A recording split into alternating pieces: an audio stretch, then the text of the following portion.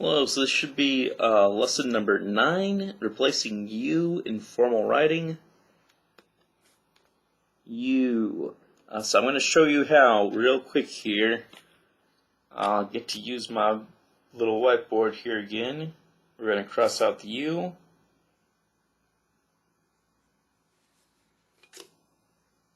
One.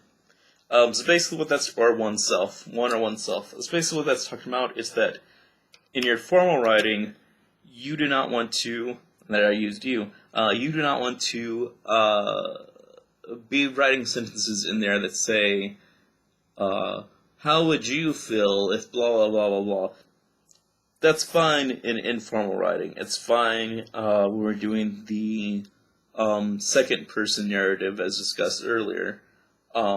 It's inappropriate for your academic papers to write those types of sentences, to use those phrases. In situations where you might seem appropriate, what we should be using instead is saying one or oneself is the easiest and quickest, simplest way to do that. There are other methods, but that's the one that I always used when I was in school.